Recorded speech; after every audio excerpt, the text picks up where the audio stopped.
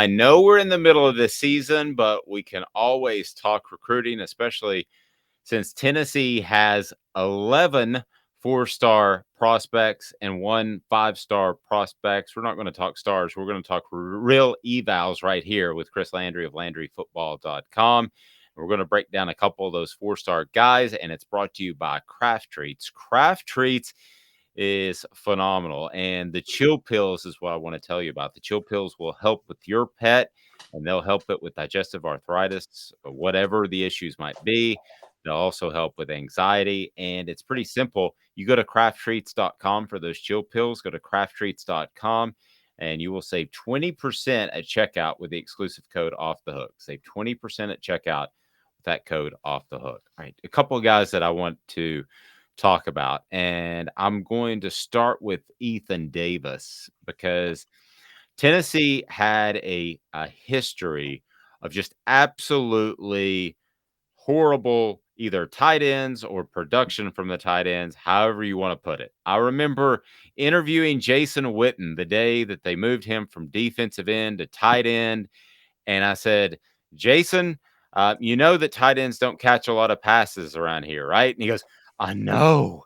And I do know for a fact that Jason looked to transfer because he was promised in recruiting that he wouldn't be moved from defensive end to tight end. And now he's had a borderline Hall of Fame career, maybe a Hall of Fame career. So it's funny how things work out.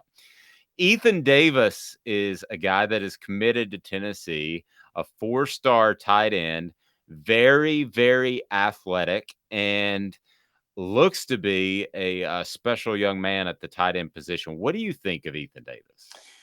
Well, he is very athletic. He's a basketball athlete, and he's got really good hands. I've seen some clips on basketball, and one of the things, you know, being a recruiting coordinator at one point in time, I used to look a lot at baseball and basketball when you didn't get to see guys. You see how they move on the court. You see their leaping ability, and you see that with them. The guy can go up and high point the ball on the football field, and you see that in the basketball court. You see the natural hands catching in basketball. You see it in football. You see the ability to change directions very well. He's very good. He's got natural strength. I would classify him as a raw guy. I'm not saying he's going to have the same type of impact, but he's got a little bit of the stuff that we saw to Jimmy Graham coming out. He was a basketball player. Now, Jimmy ended up being a second-round pick, Miami, and I know Sean Payton really well, and he fell in love with him, and he was very unpolished at Miami as a tight end. This guy is that type of guy. He can be really good as an athletic tight end, and certainly as he grows into his body, he can do things from a blocking standpoint. Look, this day and age, particularly if you're going to use tight ends in the passing game, they need to be really athletic. They need to high point the ball. They need to be able to jump and to be able to make contested catches, strong enough to be a factor with contested catches. But they need to be able to stretch the field. They need to make you kind of stretch that seam. So the seam is where the coverage ends and the coverage begins. You need to make those defenders stretch the field in their coverage. He's the type of guy that can do that. Get vertical. How well he develops and how well he adjusts to running routes. And, I see him as a guy that's going to be detached a lot, be kind of like a big slot. That's how I see him. That's how I think they'll probably develop him.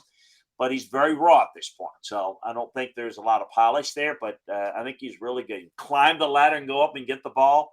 Look, he's split out for one of the better high school programs in the state of Georgia, and he does a really good job. He's got to work on his blocking technique, but I think he's got a really good chance. Not finished, but this is kind of one of those gems that you got to polish up.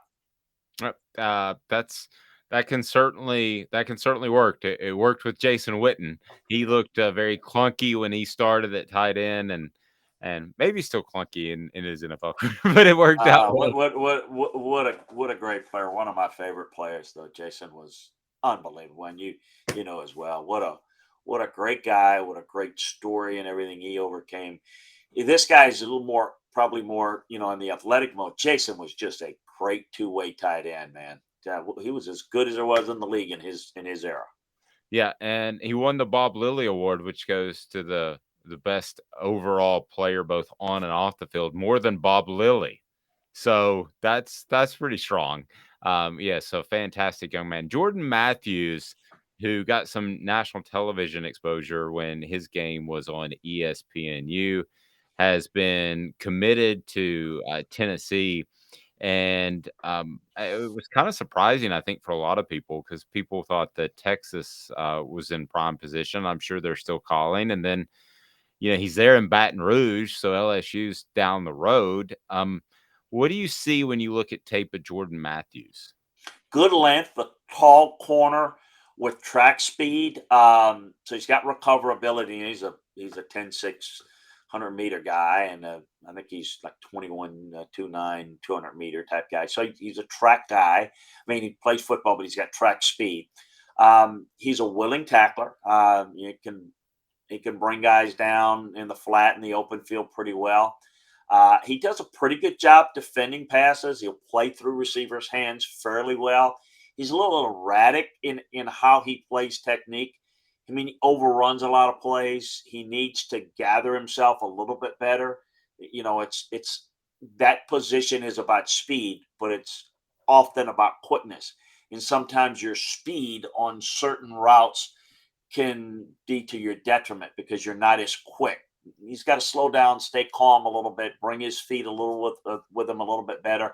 He's a little jumpy in coverage. He primarily plays off coverage in high school, and quite frankly, I'd say his play speed doesn't match his track speed. He's faster as a track guy, and that's because of what I mentioned. I think he's just got to gear down a little bit, but I've mentioned before, Noah's his dad, Rashawn Matthews, played outside backer at LSU and at Southern University. He's a little bit of a shorter version, but a smaller version, but a tall guy that's really athletic, just not as smooth or as polished. And I think he's got a lot of potential. It concerns you that I'd like to see him develop more as he's, kind of that 2023 cycle. We'll see how much he develops from here on out. LSU's interest has been, I think it may get in there, and I think they're still interested. Texas has been the team to watch if you're Tennessee. But Tennessee's been on him early, and they got on him, I think, a little bit because he was unpolished, and they maybe be in a good position to hold on to him. I know he's had really good visits, gone out to Neyland, and we'll see how it plays out. I know Texas has got good NIL deals in play, probably a little bit more aggressive, and Tennessee as well than, say, LSU at this point. But I don't think it's over, but I think that I think Tennessee's in good position. And we're just going to see how aggressive LSU wants to get into this. But Texas appears to be in on trying to get it. Tennessee needs immediate help, that would be putting a lot on any of the prospects that we talk about, but they need immediate help in the secondary. I would argue that running back is number one, where athletic ability you can show up and have a quicker impact than a lot of other positions. And then I would think cornerback would be second. Now, you've got to know the scheme and the playbook. Don't get me wrong, Chris, but I would think those two positions, do you agree or disagree that they're the easiest to come in and have an impact early?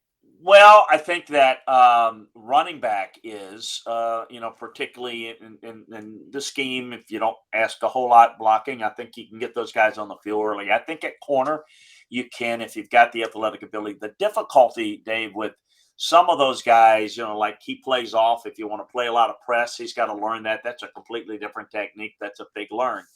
I think that you can simplify things and you got to get guys like that on the field. I think you can do on special teams as well. With a guy like this, and I think with any guys, one of the things Tennessee has to really emphasize, and this is what people say against Tennessee in recruiting other schools, is look, you go there defensively, they're built around the offense. You're not going to star there, and you're going to be on the field way too much, and and that's what is used in recruiting.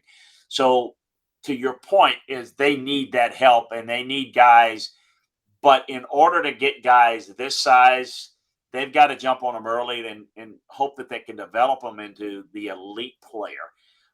Because the elite player that maybe can come in and help early, they tend to want to go places where the defense is focused on a little bit more. So that's the juxtaposition. It's the, can it's a chicken egg thing. You got to get better players to emphasize it more, but are they going to emphasize it? Is even though you can go get better players defensively at Tennessee, but are you going to play more complementary ball with your offense to where your defense can be really good? Because there's no question that Tennessee's flaws on defense are personnel related, but they're just magnified more because their offense is not really good. Right. I mean, their defense is not really good. So your defense is on the field more, and you've got less personnel to play with. Well, what do you think is going to happen? It's going to be a problem. I mean, you see that everywhere. You see that in other teams. We've seen that in Oklahoma. We saw it with Oklahoma last week against TCU. They couldn't sustain anything on offense, where the defense is, which is struggling, it was on the field for like 56 minutes. Well, what do you think is going to happen? So, I mean, I think that if we talked about Tennessee, you want their offense on the field, not their defense. It has to get to the point where the defense has to do more than just, well, we'll play well on third downs, we'll get an occasional turnover. Can you get stops? And in order to do that, you got to get better players. Well, in order to get better players, you've got to emphasize it more in your program. And I think that's going to be interesting to see in this recruiting process how this is going to have an impact on pass rushers, on linebackers, but definitely in the secondary where they need a lot of help. Great stuff. Yeah, they need help, and they need a guy that could step in. Is he one of those guys? We'll find out. You can find out how great the chill pills are at crafttreats.com. Again, don't forget you save 20% at checkout with the exclusive code off the hook. It's great for digestive issues for your pet or arthritis, or even just anxiety issues. I know that can be a big one. My dog can be a little yippy, so we go to the chill pills. Use off the hook for the promo code, save 20%. He's Chris Landry. I'm Dave Hooker. Chalk Talk brought to you by Craft Treats.